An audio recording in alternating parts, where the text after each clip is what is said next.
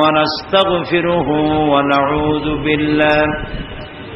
ونعوذ بالله من شرور أنفسنا ومن سيئات أعمالنا من يهد الله فلا مضل له ومن يضلل فلا هادي له ونشهد أن لا إله إلا الله وحده لا شريك له ونشهد أن سيدنا وحبيبنا ومولانا محمدا عبده ورسوله الذي أرسله بالحق بشيرا ونذيرا وداعيا إلى الله بإذنه وسراجا منيرا فقد قال الله تعالى في كلامه المجيد وفرقان الحميد أعوذ بالله من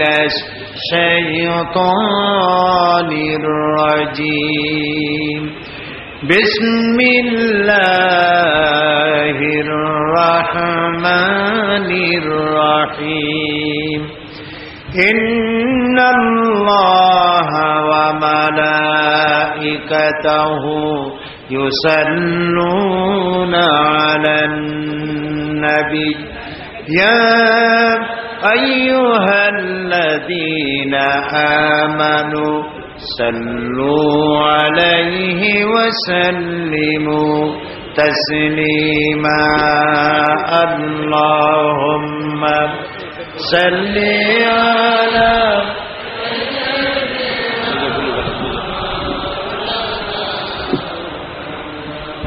وعلى آل سيدنا مولانا محمد প্রাণ খুলে মহব্বতের সাথে সবাই পড়েন আল্লাহুম্মা সাল্লি আলা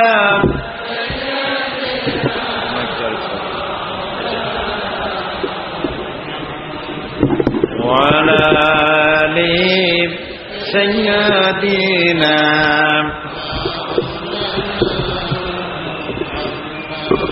বালাগাল উলা বিকামালিহি كشف الدجى بجماله حسنت جميع خصاله صلوا عليه درفشانی نے تیری قطاروں کو دریا کر دیا دل کو روشن کر دیا آنکھوں کو بینا کر دیا بلغ العلا بکمالہ کشف الدجى بجمالہ حسنت جمیع خصالہ صلوا علیہ کھودنا تھے جراح پر غیروں کے ہادی بن گئے کیا نظر تھی جس نے بندوق کو مسیحا کر دیا بلغ العلا بکمالہ کشف الدجى بجمالہ حسنت جمیع خصالہ صلوا علیہ جناب সভাপতি حضرات علماء کرام সম্মানিত উপস্থিত ভাইয়েরা পর্দার আড়ালের মা এবং বোনেরা আসসালামু আলাইকুম ওয়া রাহমাতুল্লাহি ওয়া বারাকাতুহু আমরা আল্লাহ রাব্বুল ইজ্জত ওয়াল জালাল তার দরবারে লাখো কোটি শুকর আদায় করি যে আল্লাহ তাআলা খিলগা ইসলামী পাঠাগার এবং সমাজ কল্যাণ পরিষদ কর্তৃক আয়োজিত 3 দিন ব্যাপী ঐতিহাসিক তাফসীরুল কোরআন মাহফিলের আজ 28তম বার্ষিকী উদযাপন উপলক্ষে আয়োজিত এ মাহফিলের প্রথম দিনে আমাদেরকে শরীক হওয়ার তৌফিক এনায়েত করলেন, সেই মনিবের দরবারে শুকরিয়া আদায় করি। আমরা সকলে পড়ছি আলহামদুলিল্লাহ। মহব্বতের সাথে আমরা সবাই পড়ি আলহামদুলিল্লাহ। রব্বানা লাকাল হামদ হামদান কাসীরান তাইয়্যিবান মুবারাকান ফীহি ইয়া রাব্বি লাকাল হামদু কামা ইয়ানবাগি লিজালালি ওয়াজহিকা ওয়া আযীমি সুলতানিকা। আমরা আল্লাহ তাআলার শুকরিয়া আদায় করে নিলাম। আল্লাহ তাআলা দয়া করে আমাদেরকে কোরআনের মাহফিলে হাজির করেছেন। তিনি যদি আসতে না দিতেন আমরা কেউ আসতে পারতাম না। এটি মাবুদের দয়া। পূর্ণ একটি বছর পর আবারও আমরা এই পল্টনের ঐতিহাসিক পল্টন ময়দান, অনেক ইতিহাসের চড়াই উতরাইয়ের সাক্ষী এই পল্টন ময়দান। এই ময়দানে আমরা কোরআনে কারীমের আলোচনা করার সুযোগ পাই প্রতি বছর। এটি আল্লাহ তাআলার মেহেরবানি। প্রশংসা করছি আল্লাহ পাকের, যিনি সুযোগ আমাদেরকে এনায়েত করেছেন। এবং আলোচনার শুরুতে আমি স্মরণ করছি ইসলামী পাঠাগার সমাজ কল্যাণ পরিষদের প্রতিষ্ঠাতা সভাপতি শহীদ আবুল কাসেমের কথা। আল্লাহ তাআলা তাকে জান্নাতুল ফেরদাউসের মেহমান বানিয়ে নিন এবং তার সমস্ত নেক আমলগুলি আল্লাহ তাআলা কবুল করে নিন। তার সাইয়াদগুলি আল্লাহ হাসানাত দিয়ে বদলায় দিন। প্রিয় ভাই সব, কোরআনে কারীমের মতো আজিম একখানা কিতাব পৃথিবীতে আর নাই। এটি সর্বশ্রেষ্ঠ এবং সর্বশেষ আল্লাহ পাকের তরফ থেকে বান্দাদের হেদায়েতের জন্য নাজিলকৃত কিতাব। এরকম আরেকখানি কিতাব পৃথিবীতে আর নাই, আর আসবেও না। এই কিতাবখানি আল্লাহ তাআলা নাজিল করেছেন আর বলে দিয়েছেন, ইন্না নাহনু নাযালনা যিকরা ওয়া ইন্না লাহু লাহাফিজুন। কোরআন নাজিল করেছি আমি, আর এর সংরক্ষণ করব আমি। সুবহানাল্লাহ। কোরআন সংরক্ষণ কে করবেন? যিনি নাজিল করেছেন তিনি সংরক্ষণ করবেন বলে ওয়াদা করেছেন। আমরা বলি সুবহানাল্লাহ। এ কোরআনের কেউ কোনো পরিবর্ধন কেউ করতে পারবে না, এটাকে নষ্ট করতে পারবে না। এই কোরআন একটি মৃত্যুপ্রায় জাতিকে জিন্দা করে দিয়েছিল। যে জাতি চুরি করত, ডাকাতি করত, জেনা করত, হত্যা করত, ধর্ষণ করত, এমন কোনো পাপ নাই যে জাতির লোকেরা করত না। সেই জাতির কাছে কোরআন এসে গোটা জাতির আমূল পরিবর্তন করে দিল। মরা জাতি কি হয়ে গেল? জিন্দা হয়ে গেল। বলেন কি হয়ে গেল? জিন্দা হয়ে গেল মরা জাতি।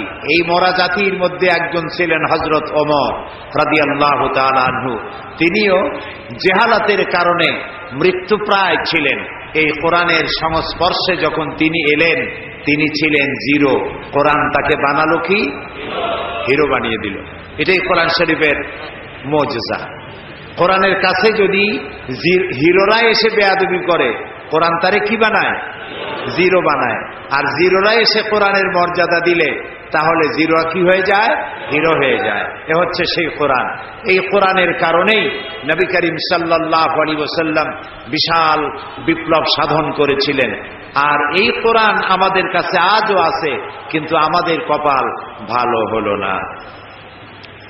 আল্লাহ রাব্বুল আলামিন বলছেন, তাহা মা আনজালনা আলাইকাল কুরআনা লিতাশকা।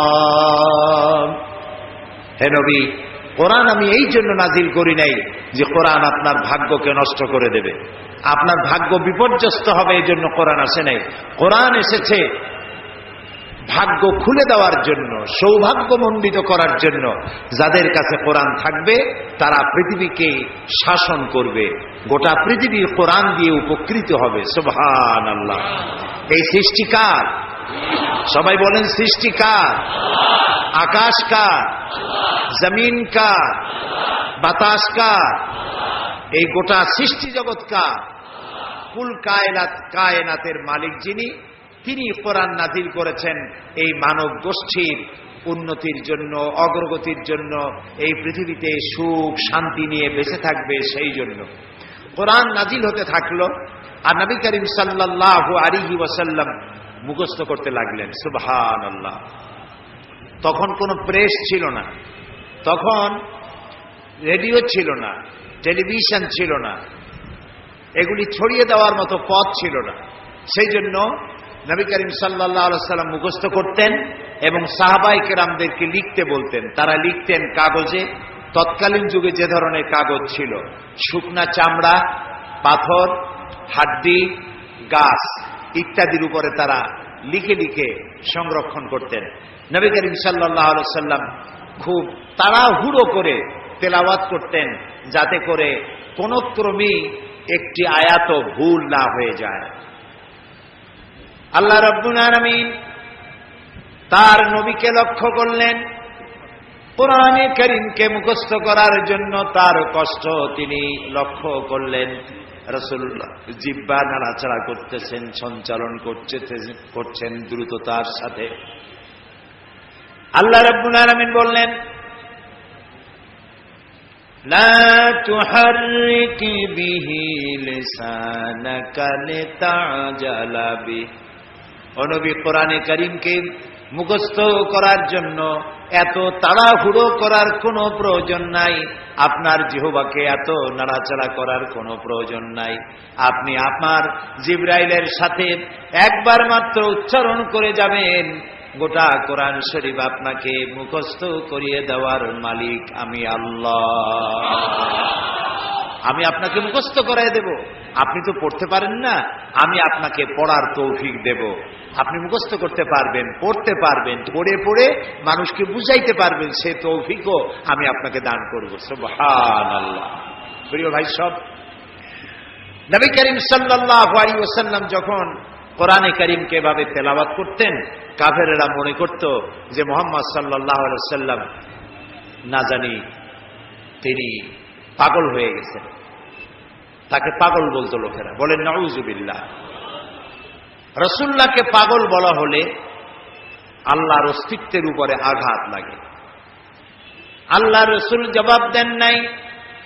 তাকে যখন পাগল বলা হলো, আল্লাহ রাব্বুল আলামিন নিজেই জবাব দিয়ে দিলেন।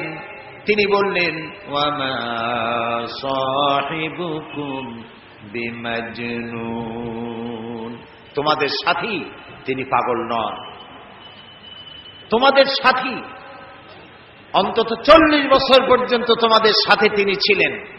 পাগলামির কি দেখেছো তার মধ্যে তোমরা? পাগলকে তা খুব তাড়াতাড়ি করে প্রমাণিত হবে। তোমাদের সাথী তিনি পাগল নন। হযরত ওমর তখনও ছিলেন জাহিল। তিনি চাইলেন মুহাম্মদ সাল্লাল্লাহু আলাইহি সাল্লামকে তিনি লাঞ্ছিত করবেন।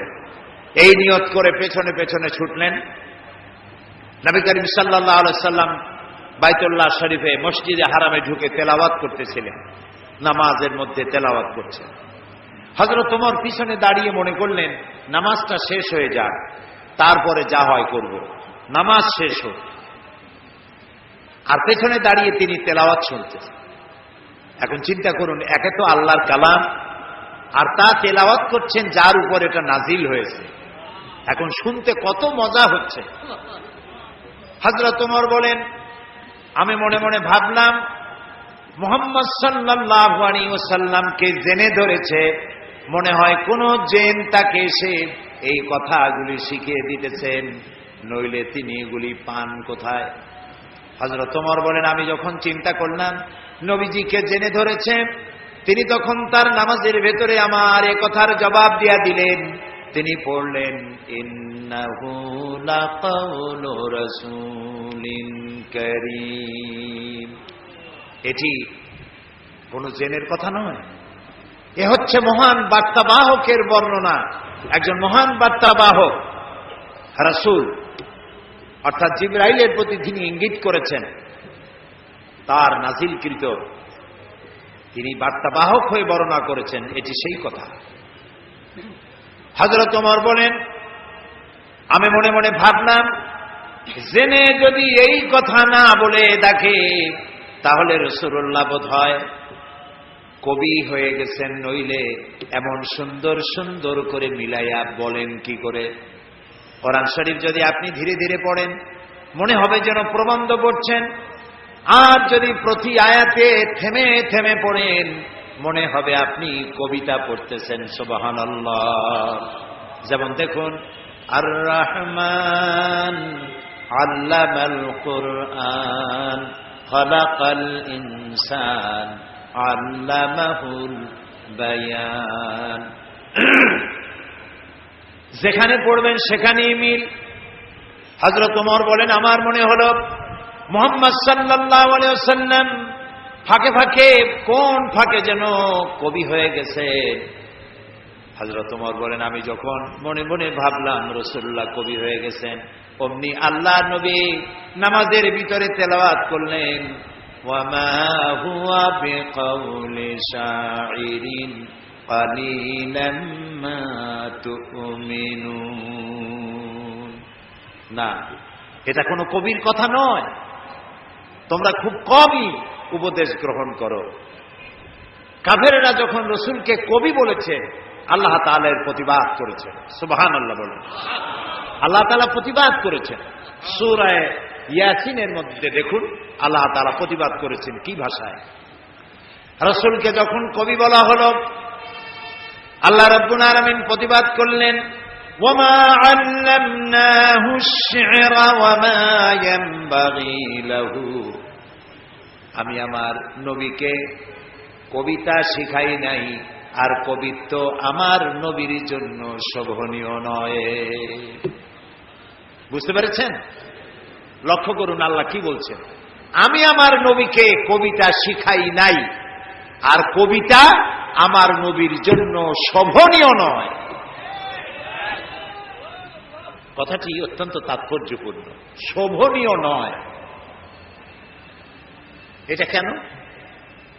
এটা এই জন্য যে কবিরা সাধারণত আবেগপ্রবণ হন, আবেগের উচ্ছ্বাসে কি বলতে কি বলেন দিশা করতে পারেন না। কবিরা তার কবিতা দিয়ে রোমাঞ্চ সৃষ্টি করতে পারেন, উন্মাদনা সৃষ্টি করতে পারেন, কিন্তু কোনো দেশ জয় করতে পারেন না। মানুষকে কোনো আদর্শের উপরে উদ্বুদ্ধ করতে পারেন না। কবিরা কবিতার মধ্য দিয়ে রোমান্টিক কবিতা লেখা এবং মানুষকে ভালোবাসা, প্রেম ইত্যাদি শিক্ষা দেওয়া, এগুলি পারেন। কবিরা ভাবের আবেগে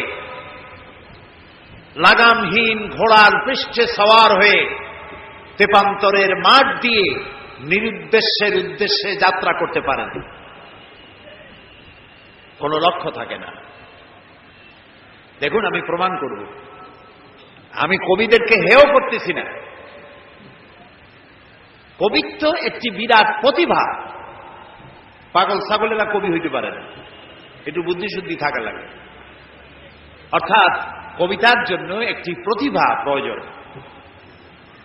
এই প্রতিভা দেওয়ার মালিককে বলেন সবাই, আল্লাহ তাআলা। সাহিত্য, সাহিত্যিক হওয়া, কবি হওয়া, সাংবাদিক হওয়া, গায়ক হওয়া, যে কোনো ডিপার্টমেন্টে যে দিকে যান না কেন, প্রতিভা আল্লাহর দেওয়া এক অবদান। এই প্রতিভা কেউ ভালো কাজে লাগায়, এই প্রতিভা আবার কেউ খারাপ কাজে লাগায়। কণ্ঠস্বর কার দেওয়া বলেন সবাই? কেউ এটা গান গাওয়ার জন্য কাজে লাগায়, আবার কেউ এটা আল্লাহর কালাম তেলাওয়াতের মধ্য দিয়ে চালায়। সুবহানাল্লাহ। তো কবিতা রচনা করা, কবিতা লেখা, এটি একটি প্রতিভা নিঃসন্দেহে। কিন্তু ওই যে আবেগ, আবেগ আবেগের বশবর্তী হয়ে কবিরা এমন সব কথা বলেন বাস্তবতার সাথে যার কোনো মিল থাকে না। আমি আলোচনা করতে গিয়ে মাঝে মধ্যে একথা বলি, জাতীয় কবি কাজী নজরুল ইসলাম আমাদের জাতীয় কবি।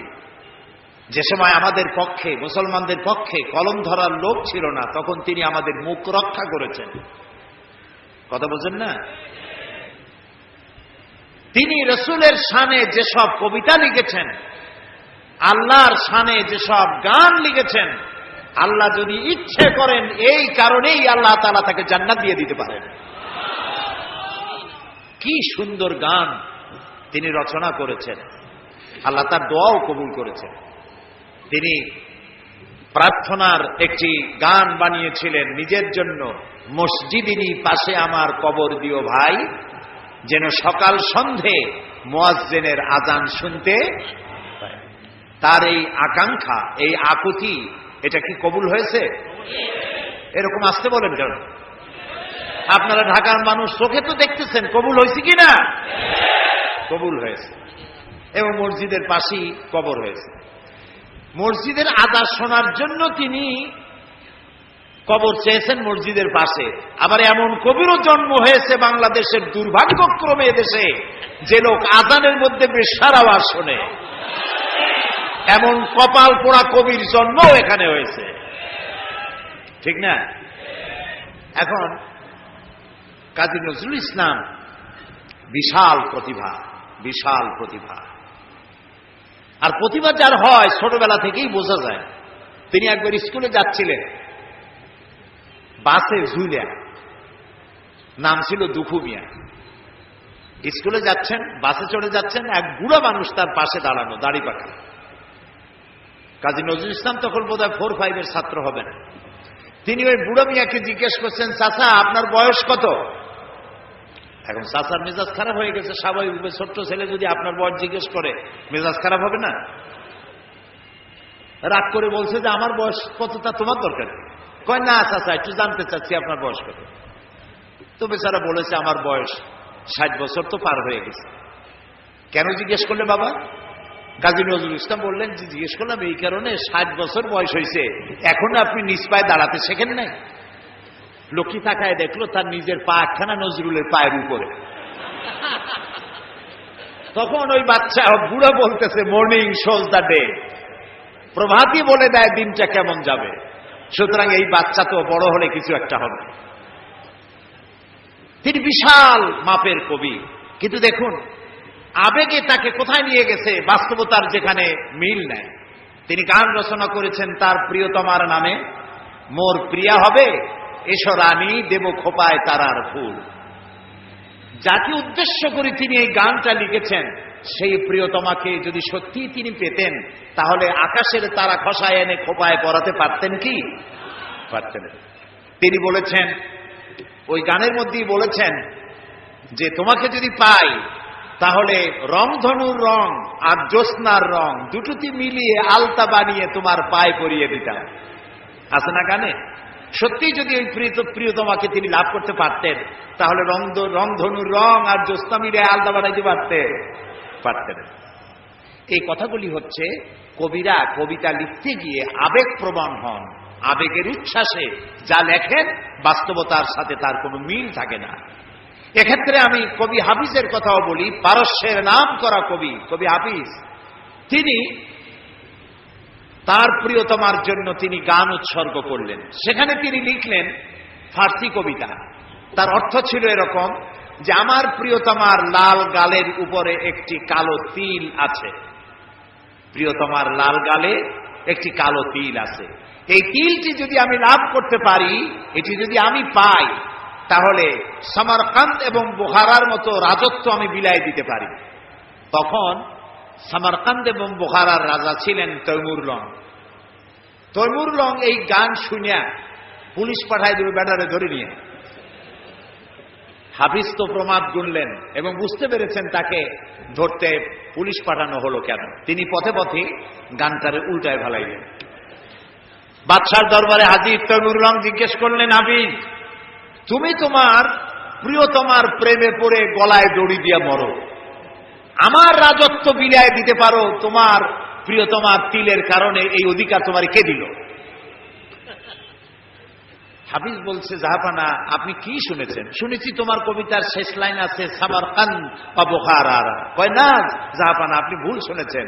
আমার দ্বিতীয় লাইনটা ছিল সেমানকান্দ বা খুরমারা। এর অর্থ হচ্ছে আমার প্রিয়তমার লাল গালের কালো তিলটি যদি আমি লাভ করতে পারি, তাহলে 1 মণ চিনি আর 3 মণ খোরমা বিলাই দিতে পারি। এখন আমি এই কথাগুলি শোনালাম এই কারণে যে কবিত্ব একটি প্রতিভা নিঃসন্দেহে, কিন্তু কবিরা আবেগপ্রবণ হন, উচ্ছ্বসিত হন, আবেগে এমন সব কথা বলেন যা বাস্তবতার সাথে মিল নাই। এই জন্য কবি আর নবী এই দুটির মধ্যে পার্থক্য হচ্ছে আকাশ আর জমিন। নবীরা আবেগপ্রবণ হতে পারেন না, আবেগের উচ্ছ্বাসে এমন কথা তারা বলতে পারেন না যার সাথে বাস্তবতার কোনো মিল নাই, এমন কথা নবীরা বলতে পারে না। সেই জন্য আল্লাহ তাআলা পরিষ্কার করে বলেছেন, ওমা আল্লামনাহু শা'রা ওমা ইয়ানবাগী লাহু, আমার নবীকে আমি কবিতা শেখাই নাই, আর কবিত্ব আমার নবীর জন্য শোভনীয় নয়। সুবহানাল্লাহ, সুবহানাল্লাহ। এবার চলুন, হযরত ওমর রাদিয়াল্লাহু তাআলা আনহু কি করতেছেন পিছনে বসে। হযরত ওমর রাদিয়াল্লাহু তাআলা আনহু তিনি মনে করলেন নবীজি কবি হয়ে গেছেন। আল্লাহর নবী নামাজের ভিতরে শোনায় দিলেন, ওয়ামা হুয়া বিকাউলি শাইরিন কালিলাম মা তুমিনুন। না, এটা কবির কথা নয়। হযরত ওমর ভাবলেন, আচ্ছা কবির কথা না, এটা উনি বুঝলেন কি করে? আমি মনে মনে চিন্তা করছি এটা কবির কথা, উনি এটাকে প্রতিবাদ করলেন আমার প্রশ্ন না শুনেই। তাহলে তো মনের কথা যখন বোঝেন তখন তো শুধু কবি না, গণকও হয়ে গেছে। হযরত ওমর বলেন, আমি যখন মনে মনে ভাবলাম মুহাম্মদ সাল্লাল্লাহু আলাইহি ওয়াসাল্লাম তিনি গণক হয়ে গেছেন, অমনি নবীজি সে কথারও জবাব দিলেন। নামাজের ভেতরে তিনি পড়লেন, ওয়ালা বিকাউলি কাহিনিন কালিলাম মা তাযাক্কারুন। না, এটা কোনো গণকের কথা নয়, তোমরা খুব কমই উপদেশ গ্রহণ করে থাকো। হযরত ওমর বলছেন, এবার আমার মনে হচ্ছে যেন আমার পায়ের তলা থেকে মাটি খসে যাচ্ছে। কি আশ্চর্য কথা! মনে মনে যা চিন্তা করি তার জবাব উনি দেন। এটা জেনের কথা না, এটা কবির কথা না, এটা গণকের কথা না, তবে এটা কি? তোমার বলেন, আমি যখন মনে মনে ভাবলাম তবে এটা কি, অমনি রাসূলুল্লাহ নামাজের ভেতরে আমার সে কথারও জবাব দিলেন। তিনি পড়লেন, তানজিলাম মির রাব্বিল আলামিন। এটি আল্লাহ পাকের নাযিলকৃত কিতাব, যে কোরআন। হযরত ওমর তিনি বলছিলেন, আমার মনে হচ্ছে না যেন ইসলাম, ঈমান তার শেকড় শুদ্ধ আমার কলিজার মধ্যে গেড়ে বসতেছে। কিন্তু তখনও তার কিসমতে ঈমান হয় নাই, ঈমান আনতে পারেন নাই। পরবর্তী সময় তো ঈমান এনেছিলেন। প্রিয় ভাই সব, আল্লাহ তাআলার কাছে আমার খুব আশা ছিল। দুনিয়ার 4টি মহাদেশের প্রায় অর্ধশত দেশ ভ্রমণ করেছি, কিন্তু মিশর আমার দেখা হয়নি। মুসা আলাইহিস সালামের দেশ, ফেরাউনের দেশ, ইউসুফ আলাইহিস সালামের দেশ, সালেহ আলাইহিস সালামের দেশ, ইব্রাহিম আলাইহিস সালামের শ্বশুর বাড়ি। তো আল্লাহ তাআলা সেই জায়গা দেখার তৌফিক দিলেন। গেলাম সেই জায়গায়, কায়রো থেকে প্রায় 600 কিলোমিটার দূরে তুরে সায়না, যেখানে আল্লাহ মুসা আলাইহিস সালামের সাথে কথা বলেছিলেন। আমার জীবন ধন্য। আল্লাহ তাআলা সেই জায়গাটাও দেখালেন যেখানে আল্লাহ মুসা আলাইহিস সালামের সঙ্গে কথা বলেছেন। তো আল্লাহ তাআলা সরাসরি কথা বলেন, কিন্তু দেখা যায় না তাকে। এই কোরআন শরীফে আল্লাহ তাআলা কি সুন্দর করে বলেছেন, সূরা তাহার মধ্যে এসেছে, মুসা আলাইহিস সালাম তিনি যাচ্ছিলেন তার স্ত্রী পরিজন নিয়ে। স্ত্রী ছিলেন গর্ভবতী, আসন্ন প্রসবা, ডেলিভারি হবে, প্রচন্ড ঠান্ডা ছিল, এখন আগুনের প্রয়োজন। তিনি দূরে দেখতে পেলেন একটা গাছের উপরে যেন আগুন দেখা যায়। তিনি ছুটলেন সেই আগুনের পানে। এবং বললেন ফাকালা লি আহলিহিম কুসু ইন্নী আনাস্তু নারান লাআল্লি আতীকুম মিনহা বিকাবাসিন আও আজিদু আলান নারি হুদা। তোমরা এখানে অপেক্ষা করো, আমি তো আগুনের মতো কি একটা দেখতেছি, আমি ওখানে যাই, হয়তো আগুন আনতে পারবো অথবা কোন একটা রাস্তা একটা কিছু পেয়ে যাবো। ফালাম্মা আতাহা নুদিয়া ইয়া মূসা ইন্নী আনা রাব্বুক ফাখলা নালাইক ইন্নাকা বিল ওয়াদিল মুকাদ্দাসি তুয়া। ও মূসা, যেটারে আগুন মনে করছো এটা আগুন না, এটা আমি তোমার রব। ফাখলা নালাইক, জুতা খোলো, ইন্নাকা বিল ওয়াদিল মুকাদ্দাসি তুয়া, এটা হলো পবিত্র উপত্যকা। আমি যখন সেই পবিত্র উপত্যকায় গেছি, এদিকে তুরে ছায়না, এদিকে আরেকটা পাহাড়, মাঝখানে দুই পাহাড়ের মাঝখানের সমতল ভূমিকে উপত্যকা বলা হয়। আমার এই আয়াত মনে পড়লো, সাথে সাথে জুতা খুলে ফেলে দিলাম। মূসা আলাইহিস সালামকে আল্লাহ বলেছেন ফাখলা নালাইক, জুতা খোলো। আমি আমার সাথীরা জুতা খুলে এগিয়ে গেলাম। আজান দিয়ে সেখানে আমরা জোহরের নামাজ আদায় করলাম, জোহর আসর জামআন ওয়া কাসরান আদায় করে নিলাম। তারপরে চলে গেলাম সেই জায়গায় যেখানে আল্লাহ তাআলা কথা বলেছিলেন, সেই জায়গাটা এখনো আছে। সুবহানাল্লাহ। আল্লাহ তাআলা বলছেন ওয়া নাখতারতুকা ফাসতামি' লিমা ইউহা। ও মূসা, আমি তোমাকে আমার জন্য বাছাই করছি। সুবহানাল্লাহ। আমি তোমাকে আমার জন্য বাছাই করেছি, এখন তুমি শোনো আমি কি বলি। ইন্নানি আনাল্লাহ, আমি আল্লাহ। সুবহানাল্লাহ, সুবহানাল্লাহ। আমি আল্লাহ, লা ইলাহা ইল্লা আনা, আমি ছাড়া কোনো ইলাহ নাই। ফাবুদনি ওয়া আকিমিস সালাতা লিযিকরি, অতএব আমার ইবাদত করো আর আমার শরণার্থে নামাজ কায়েম করো। সুবহানাল্লাহ। ওইখানে দেখলাম দুইটা ধর্মীয় প্রতিষ্ঠান, একটা হলো মসজিদ আর একটা হলো গির্জা, একদম গায়ে গায়ে লাগানো। দুনিয়ার ইহুদি খ্রিস্টান আর মুসলমানেরা এক জায়গায় নামাজ পড়তেছে আর যার যার মতো ইবাদত করতেছে, কোনো ঝগড়া নাই। ইহুদিরাও যাচ্ছে আর খ্রিস্টানেরাও যাচ্ছে, মুসলমানেরাও যাচ্ছে। আমি সেখানে একটা বক্তব্য রাখলাম, বললাম দুনিয়ার ঐক্য কোন রাজনৈতিক ঐক্যে পৃথিবীর মানুষকে ঐক্য বানাতে পারবে না, ইসলাম দিয়ে ঐক্য করা যাবে, এটাই হলো তার প্রমাণ। সেখান থেকে 5 দিনে 2000 কিলোমিটার জায়গা আমি দৌড়াইছি। হযরত সালেহ আলাইহিস সালামের কবর জিয়ারত করেছি, ইলিয়াস আলাইহিস সালাম, হযরত হারুন আলাইহিস সালাম, তারপরে হযরত লোকমান, কোরআন শরীফে যে সূরা লোকমান আছে, হযরত লোকমান, তার কবর জিয়ারত করার তৌফিক আল্লাহ তাআলা দান করেছেন। বিশাল দেশ, দেখার মতো বহুত কিছু আছে, কিন্তু দেখা হয় নাই। তখনও মুসা আলাইহিস সালামের সাথে বেয়াদবি করলো সেই মিস্টার ফেরাউন কই। তারপরে চলে গেলাম মিউজিয়ামে, পিরামিড দেখলাম, নীল নদ দেখলাম, আল্লাহ দেখাইলেন। তারা বলেছেন আমার জমিন ভ্রমণ করো আর মহাসত্যের অস্বীকারীদের কি পরিণতি করেছি তা দেখো আর তার দ্বারা শিক্ষা গ্রহণ করো। কাজে আল্লাহ দেখতে কইছে, শয়তান দেখা দরকার। ভিতরে ঢুকে দেখলাম গ্লাসের বক্স, সেখানে মিস্টার ফেরাউন চিতই শুয়ে আছে। হায় আল্লাহ, আল্লাহ শুটকি বানাই থুইছে, কাপড় দিয়ে জড়ানো, পাও দুইটা বাইর করা, হাত দুইটা বাইর করা, ঘাটটা এত বড় লম্বা, এরকম চিকুন, কল্লাটা আছে, একটা দাঁত আছে মুখে, হাতে পায়ে কিছু নখও আছে, মাথায় কিছু চুলও আছে। হাজার হাজার বছর আগের লাশ। মুসা আলাইহিস সালামকে যখন তাড়ায় নিয়ে গেল লোহিত সাগরে, লোহিত সাগরের কেরানায় মুসা আলাইহিস সালাম বসেছিলেন তার উম্মতদের নিয়ে, ফেরাউন 3 দিক থেকে আক্রমণ করলো। এই কোরআন বর্ণনা, এটা কি কোরআন? আল্লাহ তাআলা বলছেন ও নবী, তুমি তো তখন সেখানে উপস্থিত ছিলে না যখন ফেরাউন তার দলবল নিয়ে মুসা আলাইহিস সালামকে তাড়া করেছিল সেই তুরে ছায়নায়, তুমি উপস্থিত ছিলে না। আমি ওহী দিয়া, কোরআন দিয়া তোমাকে ইতিহাস জানাইছি। সুবহানাল্লাহ। সেই লোহিত সাগরের পারে গেলাম যেখানে তাকে ঘিরে ফেলানো হয়েছিল।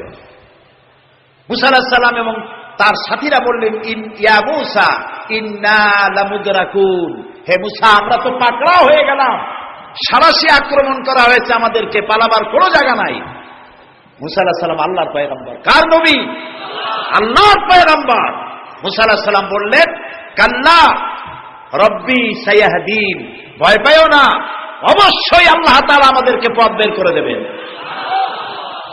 3 দিকে কি শত্রু, 3 দিকে কি, আরেকদিকে কি নদী না সাগর। আপনারা মনে করছেন নীল দরিয়া পার হয়েছে বুঝি, মুসার তারা খায়া, সাগর, লোহিত সাগর, রেড সি, 3 দিকে শত্রু, একদিকে সাগর, পালাবার রাস্তা আছে? আল্লাহর পয়গম্বর বলছেন কোনো ভয় নাই, অবশ্যই রব্বি সায়াহদিন, অবশ্যই আল্লাহ আমাদের পথ বের করে দেবেন। আল্লাহ তাআলা খুশি হয়ে গেলেন, সুবহানাল্লাহ। আল্লাহ এটাই চান, আল্লাহ এটাই চান। আল্লাহ তাআলা সমুদ্রকে ভাগ করে দিলেন, সুবহানাল্লাহ। সমুদ্র ভাগ হয়ে গেল। এগুলি গল্প কি? কোরআন। কোরআন। সাগর ফেটে গেল। মুসা আলাইহিস সালাম আর তার দলবল নিয়ে সাগরের মাঝখানে চলে গেছেন। ফেরাউন তার দলবল নিয়ে এসে দেখে, বাহ, এ তো ভালোই, রয়্যাল বোট। ও মনে করছে ওর বাজানের তৈরি করার রাস্তা। ওর সমস্ত সেনাবাহিনী নিয়ে নেমে পড়েছে। যেই না সাগরের মাঝখানে আসছে, মুসা আলাইহিস সালাম তার দলবল নিয়ে ওপার চলে গেছেন। আল্লাহ হুকুম করলেন, যিনি হুকুম করেছিলেন সাগর ফেটে যা, মুসার জন্য রাস্তা বানায় দে, সেই আল্লাহ বললেন সাগর রাস্তা বন্ধ করে দে। রাস্তা বন্ধ হয়ে গেল। এখন ফেরাউন আর তার দলবল পানিতে চুবনি খাইতে খাইতে সাথের লোকেরা সব শেষ। এখন ফেরাউন একা সমুদ্রের ঢেউতে ডোবে আর ওঠে, পানি খেতে খেতে পেটটা পুটকা মাছের মতো মোটা হয়ে গেছে। দেখে যে জান আর টেকে না, নাক দিয়েও পানি পড়ে, কান দিয়েও পানি পড়ে। এখন বলছে আমানাত বিহি বানু ইসরাইল, ঈমান আনলাম সেই আল্লাহর উপরে যে আল্লাহর উপরে ঈমান আনছে বনি ইসরাইলেরা, তার উপর ঈমান আনলাম। আল্লাহ তাআলা বললেন আল আন, এখন ওয়াকাদ আসাইতা কাবলু ওয়া কুনতা মিনাল মুফসিদিন। ও বলল আনা মিনাল মুসলিমিন। আল্লাহ, আমি তো কলেমা পড়লাম আর তো মুসলমান হইলাম, এখনো সুবাকে। আল্লাহ কয় এখন ওয়াকাদ আসাইতা কাবলু, এর আগে তুমি আমার সাথে বিরোধিতা করেছো, বিদ্রোহ করেছো, আমার মানুষের উপর অত্যাচার করেছো। ওয়া কুনতা মিনাল মুফসিদিন, আর তুমি হচ্ছ সন্ত্রাসীর একজন বড় সন্ত্রাসী, বিপর্যয় সৃষ্টিকারী। শোনো ফেরাউন, আজকে আমি তোমারে শুধু মারবই না, আমি তোমাকে মৃত্যু দেব। আর তোমার আলিয়াউমা নুনাজ্জিকা বিবাদানিক, আমি তোমার শরীরকে হেফাজত করব। তোমার শরীর পানিতে পচবে না, পোকা মাকড়ে, জলচর প্রাণী, স্থলচর প্রাণী কেউ খাবে না, মাটিতেও তুই পচবি না, তোরে শুটকি বানায় রাখবো কিয়ামত পর্যন্ত। আল্লাহর সাথে যারা নাফরমানি করবে, আর এই নাফরমানদেরকে যারা কলম দিয়া লিখে, বক্তৃতা করে, রাজনীতি দিয়া যারা আল্লাহর নাফরমানদেরকে সাহায্য করবে, নমরুদের মতো, ফেরাউনের মতো আল্লাহ চুমাইয়া দুনিয়া থেকে জুতা মেরে বিদায় করে দেবে। প্রিয় ভাই সব,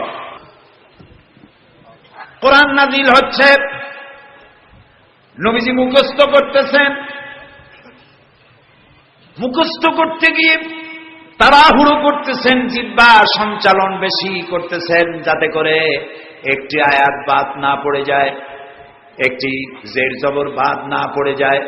আল্লাহ রাব্বুল আলামিন নবীজির এই কষ্ট দেখে আল্লাহ তাআলা বললেন, লা তুহাররিক বিহি লিসানাকা লিতাজালা বিহি। ও নবী, কোরআনে কারীমকে মুখস্থ করার জন্য এত তাড়াহুড়ো করার কোনো প্রয়োজন নাই, আপনার জিহ্বাকে এত নাড়াচাড়া করার কোনো প্রয়োজন নাই। আপনি আপনার জিবরাইলের সাথে একবার মাত্র উচ্চারণ করে যাবেন, গোটা কোরআন শরীফ আপনাকে মুখস্থ করিয়ে দেওয়ার মালিক আমি আল্লাহ। আমি আপনাকে মুখস্থ করাই দেব। আপনি তো পড়তে পারেন না, আমি আপনাকে পড়ার তৌফিক দেব। আপনি মুখস্থ করতে পারবেন, পড়তে পারবেন, পড়ে পড়ে মানুষকে বুঝাইতে পারবেন, সে তৌফিকও আমি আপনাকে দান করব। সুবহানাল্লাহ। প্রিয় ভাই সব, আমি বলতেছিলাম আল্লাহ তাআলা ওহী দেওয়ার সময় পর্দার আড়াল থেকে দেন, কথা বলেন, সরাসরি বলেন না, পর্দার আড়াল থেকে বলেন। মুসা আলাইহিস সালাম যখন আল্লাহর সাথে কথা বলতেছিলেন, তখন এক পর্যায়ে মুসা আলাইহিস সালাম আবেগে এসে গেলেন, কারণ তিনি কথা বলতেছেন কার সাথে? সুবহানাল্লাহ বলবেন না? দেখেন না, এই কোরআন শরীফে আল্লাহ তাআলা জিজ্ঞেস করলেন, ওমা তিলকা বিয়ামিনিকা ইয়া মূসা, মূসা তোমার ডান হাতে ওটা কি? তো জবাব তো একটাই ছিল, হিয়া আসাই, এটা একটা লাঠি। কিন্তু তিনি তা বললেন না, তিনি বললেন হিয়া আসাই আতাওয়াক্কাউ আলাইহা ওয়া হুশু বিহা ওয়া আলা গানামি ওয়া লিয়া ফিহা মাআরিব উখরা। এটা একটা লাঠি, এটা দিয়ে ভর করি আমি চলি, এটা দিয়ে উট ভেড়া তাড়াই, আরো অনেক কাম এইগুলি করি। এতগুলি কথা তো আল্লাহ জিজ্ঞেস করছিলেন না। আল্লাহ বলছেন ওটা কি বললে সারলো লাঠি, এই লম্বা করলেন কেন এত কথা? লম্বা করছেন এই কারণে, মুসা আলাইহিস সালাম কথা বলছেন তার রবের সাথে, হঠাৎ করে এই প্রশ্নটা করে লাঠি বললাম, আর আল্লাহ যদি কথাটা কাট করে দেয় তাহলে তো কথা লম্বা হইল না, আল্লাহর সাথে বেশি লম্বা কথা যেন বলতে পারি, সেই জন্য তিনি লম্বা বানায় দিলেন তার জবাব। সুবহানাল্লাহ। মুসা আলাইহিস সালাম বলছেন রব্বি আরিনি, আল্লাহ কয় লাম তারানি, দেখতে পারবে না। তিনি আবারও কয় আল্লাহ আমি তোমারে দেখতে চাই। আল্লাহ তাআলা বললেন তাহলে একটা ইন্টারভিউ দাও, পারবা কিনা। আল্লাহ তাআলা তার 70,000 নূরের পর্দার ভেতর থেকে নূরের তাজাল্লি নিক্ষেপ করলেন পাহাড়ের উপরে।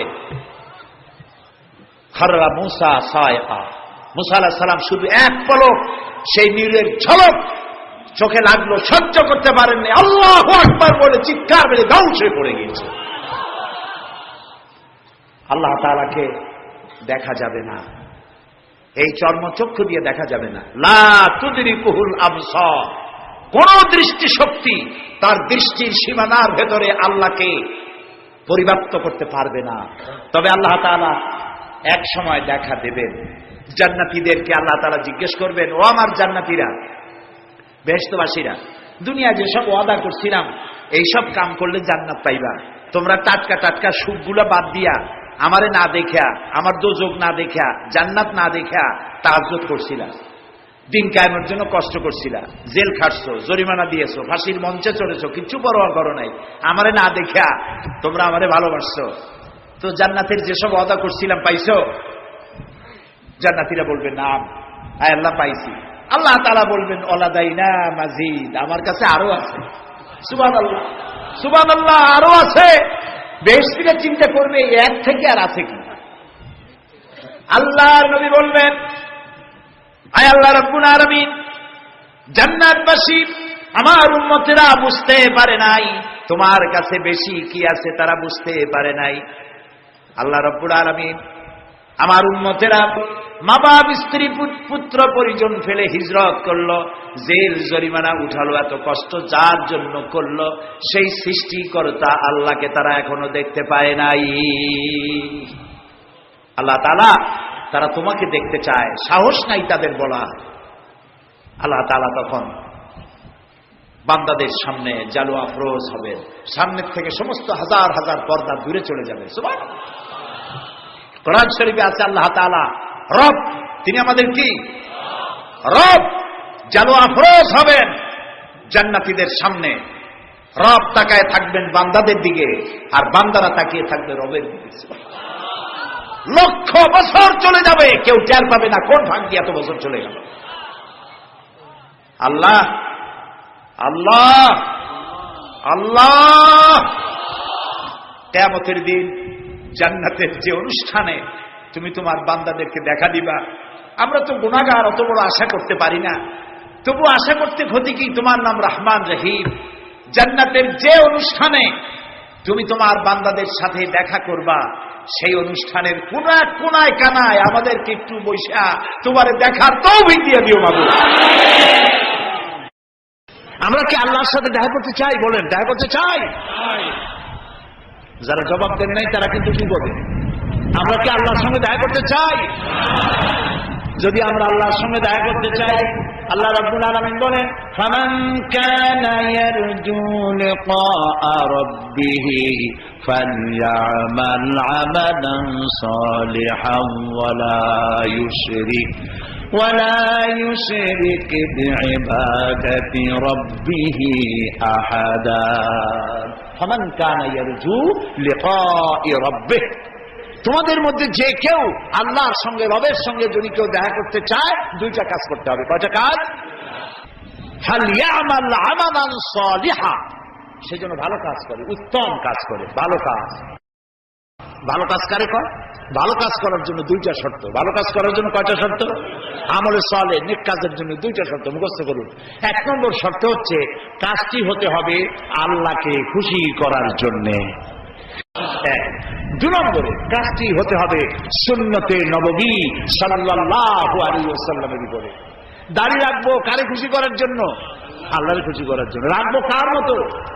রবীন্দ্রনাথের মতো, কার্ল মার্কসের মতো, ম্যাক্সিম গোর্কির মতো? কার মতো? রাসূলুল্লাহ। বাস, আর দৃষ্টান্ত দিতে চাই না, আশা করি বুঝে আসছে কিনা। তাহলে আল্লাহ তাআলা বলছেন যে যদি তোমরা তোমার রবের সাথে দেখা করতে চাও কয়টা কাজ করতে হবে? দুইটা। একটা কাজ হলো ভালো কাজ করো, নেক আমল করো। আর 2 নম্বরে হচ্ছে ওয়ালা ইউশরিক বিইবাদাতি রাব্বিহি আহাদা, আল্লাহর ইবাদতের সাথে কাউকে শরীক স্থাপন করো না। তাহলে আল্লাহ তাআলার সঙ্গে দেখা করা কিয়ামতে যাবে। প্রিয় ভাই সব, আমি আজকে খুব ক্লান্ত, বাকি কথাগুলি আগামীকাল বলবো ইনশাআল্লাহ। মোনাজাতের পরে আযান হবে, বা জামাত এশার নামাজ পড়ে যাবেন। আল্লাহুম্মা আমিন। রব্বানা যালামনা আনফুসানা ওয়া ইন লাম তাগফির লানা ওয়া তারহামনা লানাকুনান্না মিনাল খাসিরিন। আয় আল্লাহ তাআলা, হাজার হাজার মুসলমান নরনারী পল্টনের ময়দানে কোরআনে কারীমের কথা শুনে তোমার দরবারে হাত তুলেছি। মেহেরবানি করে জিন্দেগীর সমস্ত গুনাহ খাতা আমাদের মাফ করে দাও রব্বুল আলামিন। আমাদের মধ্য থেকে আমাদের মা বাপ যাদের দুনিয়া থেকে বিদায় হয়ে গেছে, কবরগুলিকে জান্নাতের টুকরায় পরিণত করে দাও। রব্বির হামহুমা কামা রব্বায়ানি সগীরা। সবাই পড়েন রব্বির হামহুমা কামা রব্বায়ানি সগীরা। হায় আল্লাহ তাআলা, तमाम পৃথিবীতে মুসলমানেরা বড়ই বিপদে আছে। আল্লাহ তুমি দয়া করে বিপদগ্রস্ত মুসলমানদেরকে সাহায্য করো রব্বুল আলামিন। আয় আল্লাহ তাআলা, আমাদের প্রিয় জন্মভূমি বাংলাদেশের উপরে রহমত নাজিল করো। এই কোরআনে কারীমের মাহফিলকে আগামী আরো 2 দিন চলবে। আল্লাহ তুমি দয়া করে তোমার আপন কুদরতে মাহফিল পরিচালিত করে দিও। আল্লাহ তাআলা, তোমার বান্দারা তাদের বন্ধু বান্ধব নিয়ে প্রতিদিন হাজির হতে পারে, কোরআন শুনতে পারে, আমল করতে পারে, তৌফিক দান করে দিও। আয় আল্লাহ তাআলা, কোরআন শরীফের মাহফিলে যারা আসেন এদের কাউকেই পথ খরচা দিয়ে আনা হয় না, খাইতেও দেওয়া হয় না, তোমার কোরআন শুনতে আসে। আল্লাহ, এই কোরআন পাগল মুসলমানদেরকে কোরআন বোঝার তৌফিক দান করে দাও, কোরআন আমল করার তৌফিক দান করে দাও। আল্লাহ তাআলা, ইসলামী পাঠাগার 28টি বছর ধরে কোরআনের এই খেদমত করছে তোমার দয়ায়। আল্লাহ তাআলা, তোমার বান্দাদের বসার জন্য বিশাল আয়োজন তারা করে। আল্লাহ তাআলা, তারা যেন ঋণগ্রস্ত হয়ে না থাকে, প্রতিদিন তোমার বান্দাদেরকে এদেরকে সাহায্য করার তৌফিক মন তুমি তৈরি করে দিও। আল্লাহ তাআলা, ইসলামী পাঠাগার ডেকোরেটরদের কাছে, মাইকের কাছে, লাইটের কাছে, প্রচার বিভাগের কাছে কোন রকম ঋণগ্রস্ত না থাকে, তোমার বান্দা বান্দিরা প্রয়োজন মাফিক পয়সা করি দিতে পারে, তৌফিক সকলকে দান করে দিও। আল্লাহ তাআলা, এই মাহফিল উপলক্ষে শত শত বুক স্টল এখানে এসেছে, যারা ইসলামের বই বিক্রি করে, কোরআন হাদিস ইসলামের বই, যেগুলি পড়লে পরে ইমান তাজা হয়। নোবেল, নাটক, উপন্যাস পড়লে পরে আর যাই হোক ইমান তৈরি হয় না, চরিত্র তৈরি হয় না। আল্লাহ তাআলা ইমান এবং চরিত্র তৈরি করার জন্য, জাহান্নাম থেকে বাঁচার জন্য, জান্নাতে যাওয়ার জন্য এইসব বইপত্র খরিদ করার তৌফিকও এই শ্রোতা বর্গকে আল্লাহ তুমি দয়া করে দান করে দিও রব্বুল আলামিন। আমাদের যার যে অসুখ বিসুখ আছে আল্লাহ তুমি মাফ করে দিও। আমাদের উপরে তোমার খাস রহমত আল্লাহ আমরা কামনা করছি। আল্লাহ তাআলা, হসপিটালে আমাদের অনেক রুগী আছে, তুমি জানো। আল্লাহ তাআলা, তুমি দয়া করে হসপিটালে যারা রুগী আছে রুগীদেরকে শেফায়ে আজেলা, শেফায়ে কামেলা দান করে দিও। ربنا تقبل منا إنك أنت السميع العليم وتب علينا إنك أنت التواب الرحيم سبحان ربك رب العزة عما يصفون وسلام على المرسلين والحمد لله رب العالمين واجعل آخر كلامنا عند الموت لا إله إلا الله محمد رسول الله। السلام عليكم।